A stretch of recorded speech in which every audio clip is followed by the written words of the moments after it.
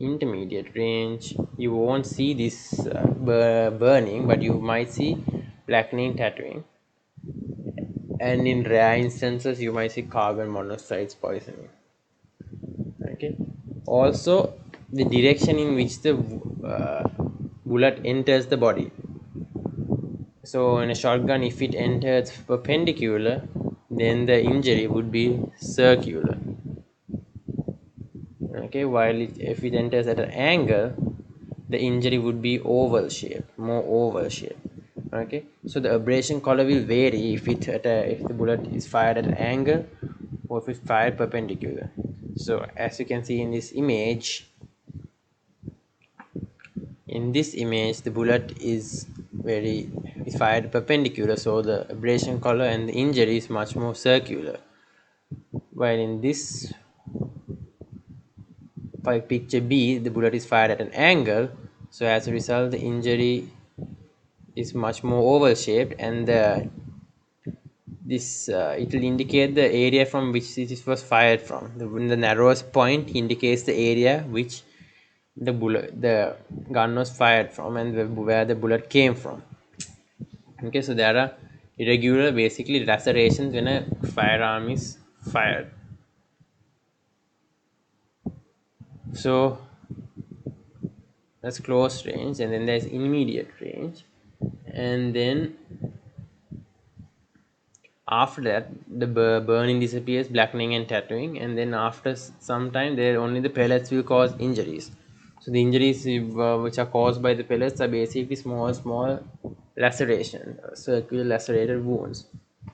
Okay, so in a rifle in close range you will also see the same features, but in very close range you will see this feature if it's in contact with the bone, called a stellate appearance, like a cross. Example, if the rifle is right next to the skull, you will see a cross with other features such as burning, blackening, tattooing, and carbon monoxide poisoning, and a muzzle imprint. So basically these the skin, let's say this is the person's skull.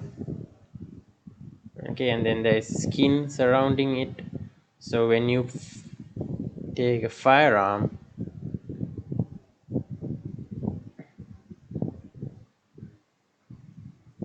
and the bullet is fired into the skin, this is the bullet,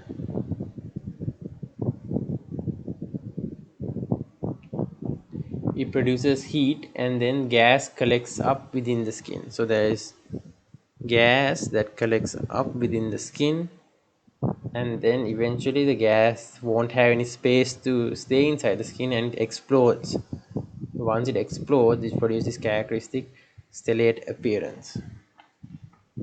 Okay, so a picture of a stellate appearance I will show you. Okay, so point blank shot, stellate appearance when the gun is in contact with the skull, and then you can also see, you can appreciate the pinkish discoloration which is due to the carbon monoxide poisoning. Okay, and it's bit irregular the margins, but this important feature is that in close range there is a stellate appearance. Okay, then intermediate range 30 centimeters to 60 centimeters, like a shotgun, you will see blackening and tattooing. There won't be any burning or carbon monoxide poisoning or muzzle limping, and in the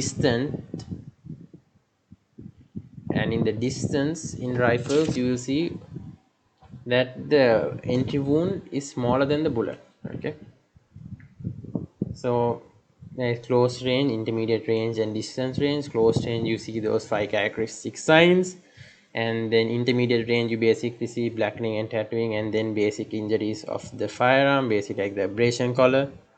And then the distance range you'll just only see a small wound which might not even show any characteristic features such as which could indicate that it was from a bullet, because the distance is so far, so the penetrating power is reduced as the distance increases. Okay, So now let's talk about entry wounds and exit wounds. So it's the last bit. So entry wounds, so the size in entry wounds are actually smaller, and as the distance increases the entry wound becomes smaller and smaller and smaller. Exit wounds are bigger than the diameter of the bullet. So entry wounds are smaller than the diameter of the bullet, exit wounds are bigger than the diameter of the bullet. And then the edges are inverted because it goes in, it's inverted and then everted. So the and these bruising, abrasions, contusions all are present in entry wounds. So burning, blackening, and tattooing, then muzzle imprint, are all seen in entry wounds but not seen in exit wounds. And then bleeding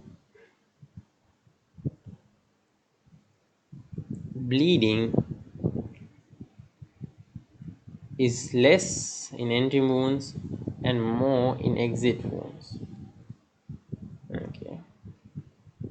And the fibers of the clothing, if the person is wearing any clothes, is inverted in entry wounds and exit wounds is inverted.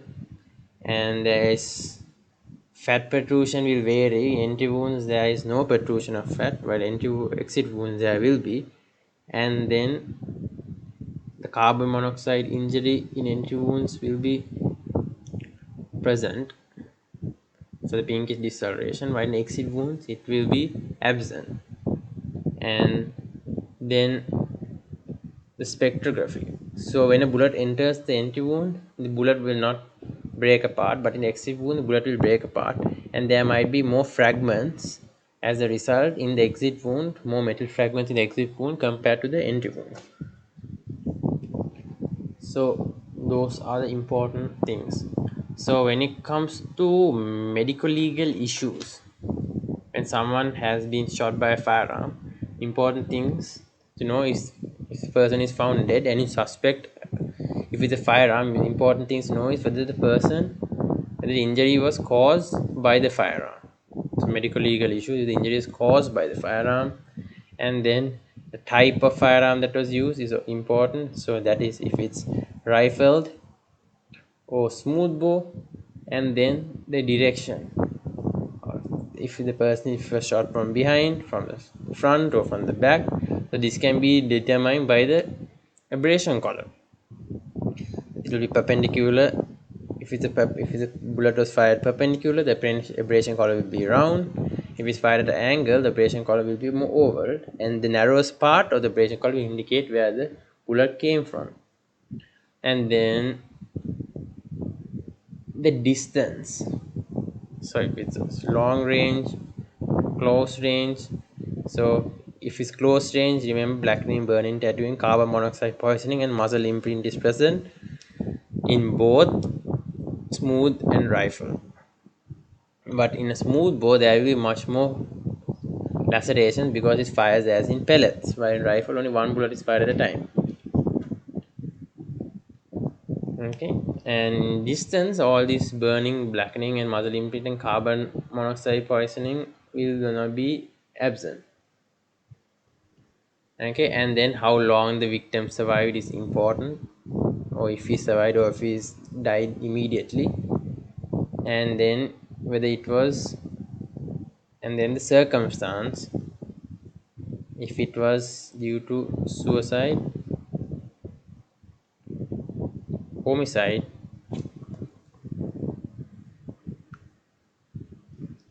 or accidental.